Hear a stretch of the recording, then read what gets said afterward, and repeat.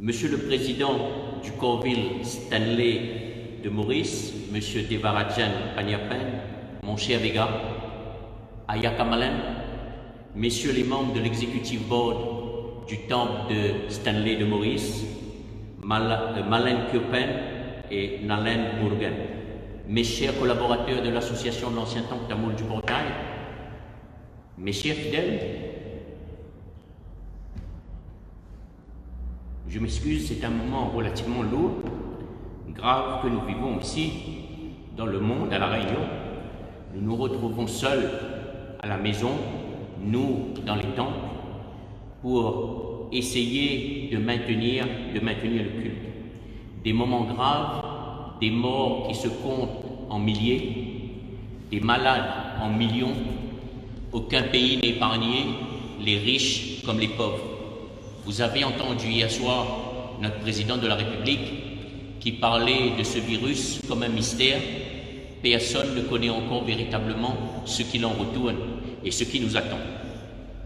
Les jours s'écoulent, mais malgré tout, difficilement certes, mais nous entrons dans la nouvelle année avec beaucoup d'incertitudes. La peur pour nos proches et nous-mêmes, face à une maladie qui est totalement inconnue, plutôt méconnue. Nous savons quand nous sommes entrés en confinement, mais nous ne savons pas quand nous allons en sortir et comment nous allons sortir de ce confinement. Nous ne savons pas non plus quel est le monde qu'on va retrouver dehors en matière d'emploi, de liberté de circulation, quel parcours scolaire pour nos enfants, combien de familles malades allons-nous pouvoir retrouver et je l'espère, le moins de pertes possible au bout. Cette fin d'année n'a pas été facile pour personne. Nous sommes tous donc remplis de doutes. Moi, en tant que président de temple, j'ai été, je vous l'avoue, troublé par la prise de décision rapide de certaines associations, de représentants d'associations qui, dès l'annonce de confinement, ont décidé de fermer certains temples de La Réunion. Je me suis dit, alors, que dois-je faire? J'ai consulté déjà mon prêtre, j'ai consulté les anciens, j'ai consulté des officiants de l'Inde, tous m'ont mis en garde contre les conséquences de la fermeture des lieux de culte et la procédure qui n'est pas une procédure aisée lors de la remise en route de nos temples, de nos corvilles. Au final, j'ai donc décidé de maintenir le programme d'adoration qui était prévu au calendrier de toutes les manifestations qui répondent à une étoile à date fixe. Cependant, j'ai décidé de reporter et nous reporterons toutes les cérémonies qui ne sont pas liées à des dates fixes ou à des étoiles, comme par exemple la fête de Marliémen ou la fête de Mini que nous célébrons en général dans le courant du mois de mai. Si les choses s'améliorent, le président a parlé d'un arrêt du confinement prévu pour le 11 mai, mais avec, il a bien précisé, des impossibilités en matière de regroupement. Mais ce programme d'adoration est un programme qui est très particulier. C'est un programme qui se fait sans public. C'est le terme que j'ai utilisé, mais malheureusement c'est un terme qui est inapproprié. On ne peut pas parler de public pour le temple. On parle de fidèles, on parle de dévots, on parle de baptêmes. On parle aussi de la famille des temples. Nous avons une famille ici à Portail, il y a une famille à Stanley, il y a une famille dans tous les temples du monde qui les fréquentent. Ce sont nos coulées des vents auxquels nous sommes attachés de génération en génération. Pourquoi j'ai décidé le maintien du culte? Nos temples sont des lieux de culte, certes, à l'image des autres confessions, mais ce sont des cultes singuliers. Nos divinités, nous sommes encore attachés. Il y a certains qui vont vous dire, le plus grand temple c'est notre cœur, moi je veux bien, mais nous sommes encore pour beaucoup, comme moi, dans une adoration peut-être que certains vont qualifier de primaire, mais une adoration qui est très attachée aux idoles. Nous, le bon Dieu à nous, il a besoin le bain, il a besoin l'offrande, il a besoin aussi de mantra. Et chaque temple, il nous réalise de l'énergie des gens et de la puissance de la terre sur laquelle il est installé. Et cette puissance-là, cette ferveur du peuple, fait retomber sur nous les bienfaits de la création. C'est ce que nous croyons. Deuxième raison, le prêtre est sur place toute l'année. Il vit dans le temple.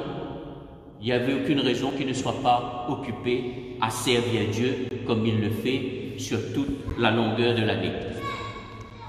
J'ai une pensée particulière pour mes collègues présidents de temple qui n'ont malheureusement parfois, certains d'entre eux, pas cette possibilité-là, qui fait appel à des prêtres de manière ponctuelle, de manière espacée sur l'année. Je comprends leurs difficultés et comprends aussi la difficulté donc pour eux de ne pas avoir pu peut-être assurer de manière comme il se doit la continuité du culte. J'ai aussi en tête, je l'ai remarqué, que les fidèles sont attachés à ce que nous s'appelle la société. Ils ont besoin de contact avec les dirigeants, ils ont contact particulièrement avec les prêtres, que ce soit les gouroukel, que ce soit les poussari, qui tout au long de l'année jouent un rôle d'accompagnement, un rôle de conseil auprès des fidèles. Mais aujourd'hui, il est vrai, le contact physique est très compliqué. Nous avons divers moyens de communication. Nous avons choisi Facebook, Internet, les réseaux sociaux. Il y a le téléphone. Pour mémoire, il y a une vieille dame hier, c'était son anniversaire de 78 ans. Elle a bénéficié par voie téléphonique d'une prière à son nom.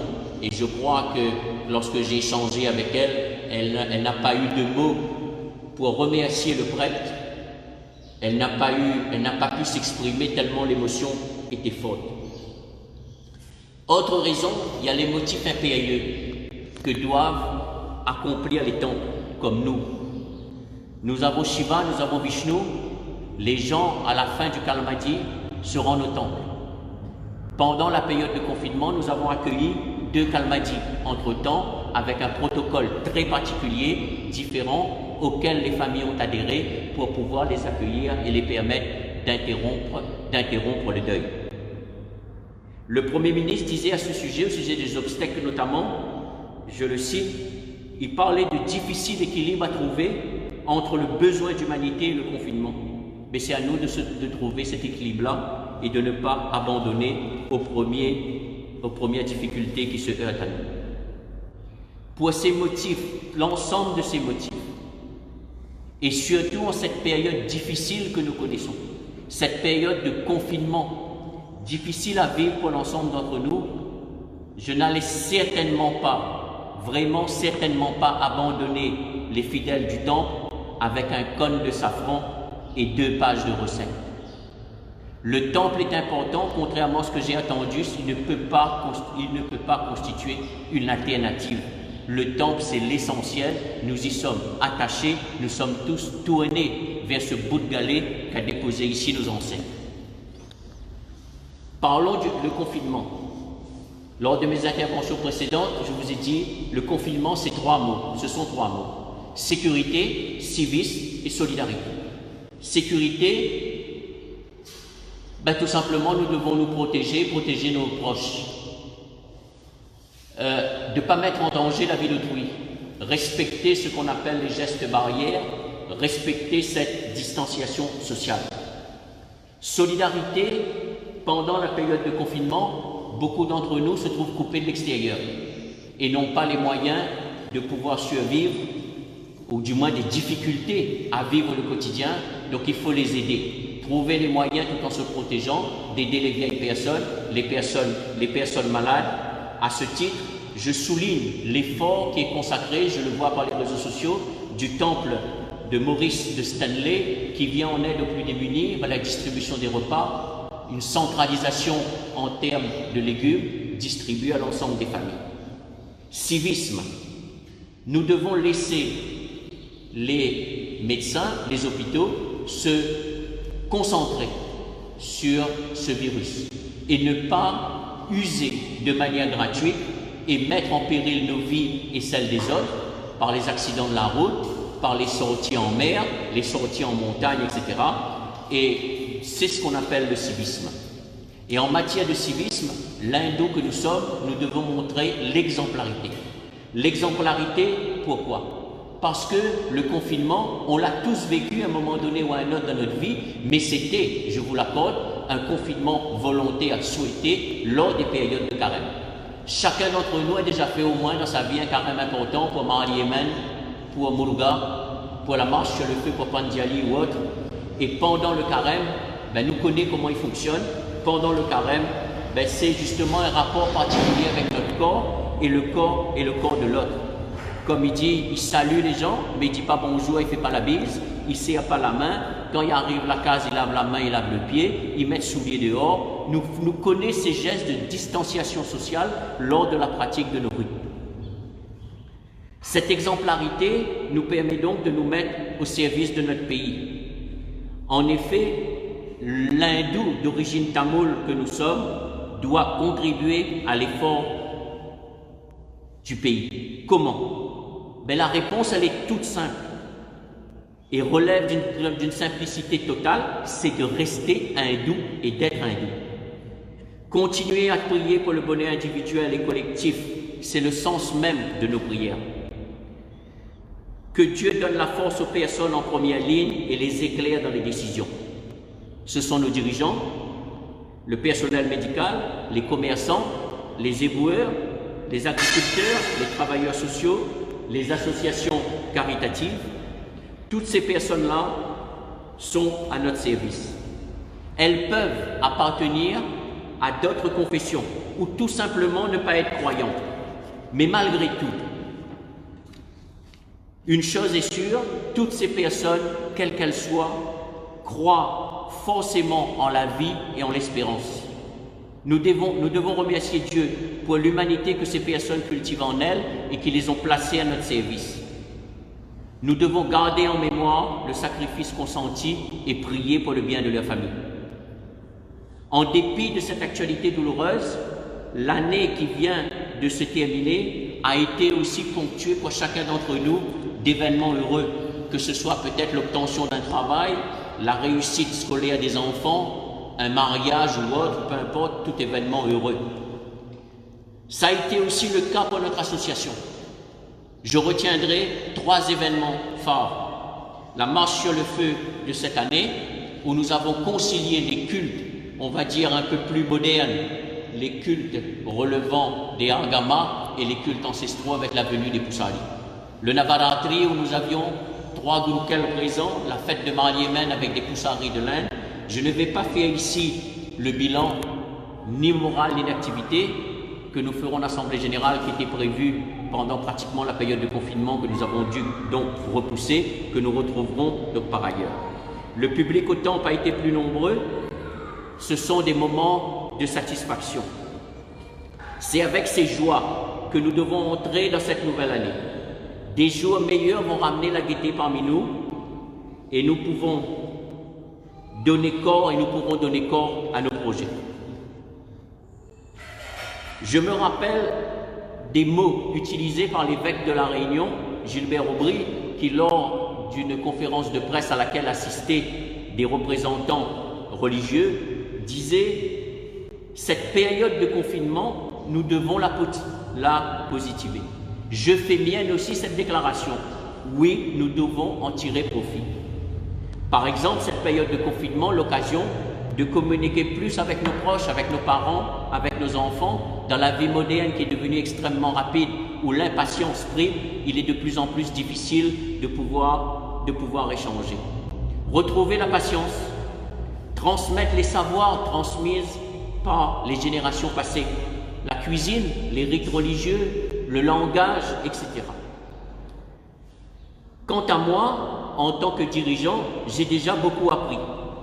Travaillant seul avec le prêtre, j'ai pu mesurer encore plus les efforts que chacun d'entre vous consentez pour faire vivre le temple.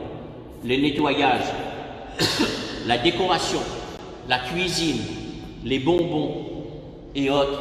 Hier encore, il y a un père et ses 2 fils qui sont venus couper les mauvaises herbes et donner la possibilité au temple d'entrer dans cette nouvelle année de manière plus, je dirais, éclairée. Merci donc à vous tous, mais rassurez-vous, je vais encore vous solliciter à votre tour et nous travaillons encore plus pour le bonheur collectif. Je savais votre bon cœur. J'ai constaté votre altruisme, pardon. Vous avez vu lors de la cérémonie tous les bonbons, le manger de lait, les fruits, les fleurs. Je n'ai pratiquement pas dépensé l'argent de l'association. Ce sont des dons qui ont été offerts, on m'a appelé, on m'a proposé, dans un cadre très particulier, dans un protocole très particulier, vous avez déposé ça pour assurer la distanciation sociale et nous permettre d'assurer cette cérémonie-là de manière comme si de rien n'était. C'est vrai, c'est sûr, vous me manquez, le temple est vide, mais je vous sais avec le cœur avec moi. J'ai aussi constaté une convergence au temple. Il y a un véritable élan fédérateur qui est en train de se déclarer ici à Portail. J'y porte un regard attentif. Chacun d'entre vous, ce ne sont pas des mots, vous me connaissez, vous savez que j'ai l'habitude de faire ce que je dis. Chacun aura sa place au sein de l'association. Les directs répondez, je l'ai constaté à une demande. Nous avons offert, aujourd'hui vous êtes des milliers à nous suivre. Notre famille est donc en train de s'élargir. Au-delà des frontières de la commune, nous avions déjà des baptêmes, des fidèles, de très loin, de Saint-Louis, de Saint-Pierre, de Saint-Denis, voire même de Sainte-Anne de l'autre côté. Même si je vous sais attaché à votre coulée d'Evum, considérez-nous comme votre famille adoptive. Rendez-nous visite dès que la situation sera moins tendue. Nous nous enrichirons de nos expériences communes. Les directs ont aussi permis à d'autres confessions, de nous découvrir. J'ai une amie qui m'a appelé et qui m'a dit « Alain, je suis tombé sur tes directs. Finalement, ta religion, elle est belle. » Je lui ai répondu « Tu sais, le finalement, je n'aime pas trop, mais malgré tout, je l'accepte. Mais tu sais, la beauté, on la retrouve dans toutes les confessions. Vous savez, je prends plaisir à admirer les jeunes gens qui montent habillés en jolie robe, en pantalon, lorsqu'ils vont faire la communion. Les musulmans qui quittent la mosquée les vendredis en habit traditionnel. Les fêtes devant les commerces et autres pendant les fêtes chinoises. Vous savez, l'acte de foi ne peut qu'être émerveillement. Oui, l'hindouisme est beauté. Continuons à rayonner au travers de nos lieux de culte. Oui, continuons à rayonner au travers de nos lieux de culte. Nos corps-villes sont des organisations bicéphales, à deux têtes. C'est vrai que nous avons l'executive board, c'est vrai que nous avons pour nous, dans le cadre français, ce qu'on appelle le conseil d'administration, mais nous avons deux têtes, le prêtre et le président. Lorsque ce couple fonctionne, il n'y a aucune raison qu'on ne puisse pas verser un peu d'huile dans la lampe. Cette huile-là fera éclairer de mille feux notre capacité à résister aux épreuves. De tout temps, nos parents ont toujours fait preuve d'un formidable pouvoir d'adaptation et de maintenir le culte. Rendons-les fiers, concentrons-nous sur notre sens du devoir. Œuvrons pour la mémoire de nos ancêtres et la prospérité de nos enfants. Nous devons être le trait d'union entre ces générations. Ce trait d'union, c'est le maintien de nos rituels shivaïstes, vishnouites et Grama Devadaya. Pour terminer, je vous confirme la poursuite de nos cérémonies en direct, toujours sans présence physique, et ce dès vendredi et samedi. Rien d'exceptionnel dans nos organisations, c'était ce qui était prévu. Je crois en la permanence de la foi. Même si dans les temps durs, il faut peut-être accentuer un peu plus sur la prière. Vous savez, vous avez des enfants, il vaut mieux leur marquer des gestes d'attention du premier jour de l'année au dernier que d'être en difficulté avec eux et leur donner un gros cadeau pour Noël. Je préfère, moi, la continuité et la permanence. Toutes les cérémonies, je vous l'ai dit, répondant à une étoile et qui ne sont pas des dates fixes seront reportées. J'espère vous revoir très bientôt au temple de Portail pour une grosse fête de Mariémen dès que l'occasion se fera sentir. Quant à vous, mes frères et sœurs de Maurice, nous nous donnons rendez-vous pour la finalisation de notre projet d'accord de jumelage qui était prévu pour la nouvelle année tamoul. Mais avec les circonstances que vous connaissez, cela a été très difficile. Je vous souhaite à tous, dans ces circonstances douloureuses, malgré tout, une bonne année. Laissons-nous transcender par les gènes uniques qui nous animent. Nous allons finir la cérémonie et il y a le moment, vous savez, de ce qu'on appelle le prasadam, la distribution du bébéni, que nous faisons tous dans tous les temps. Vous avez vu qu'il y a des gâteaux. Ce qu'on va faire pour cette fois-ci, malheureusement, ne pourra pas être distribué à tout le monde. J'ai contacté un certain nombre de personnes qui vont appliquer les gestes de défense face au virus et qui vont aller, et ils ont déjà appelé les vieilles personnes, on va leur demander de mettre un sac à l'entrée du portail, on va leur donner le prasadam et tout ce qui reste, nous allons le donner à des personnes qui sont devenues nos amis ici à Portail, les Sri Lankais qui sont arrivés à La Réunion. Nous ne sommes pas là pour défendre la clandestinité, c'est à l'État de dire s'ils ont le droit ou pas de rester, mais pendant le moment qu'ils sont là, on peut leur apporter une certaine affection et leur donner, partager avec eux ce prasadam. Je disais la fois dernière, ils sont un peu comme nos ancêtres qui ont eu le courage de prendre la mer et d'aller à la conquête d'un monde meilleur. Donc pour cela au moins, on estime qu'on va au moins peut-être par ce geste donner un peu plus de sens à notre vie. Écoutez, moi je vous dis encore une fois, bonne année, merci, protégez-vous, protégez vos proches. Nous sommes encore à La Réunion dans une situation relativement privilégiée par rapport aux chiffres qui nous arrivent de l'Hexagone où nous avons de la famille. Il y a des personnes ici qui ont de la famille en métropole, des enfants qui font des études, des parents qui sont installés et qui vivent vraiment avec angoisse ces moments-là. Vous, à Maurice, vous connaissez un sort qui est plus compliqué que le nôtre. Nous vous disons courage à tous et à très bientôt à la chapelle Portail, au temple Portail, au Corville de Portail. Merci, bonne année encore.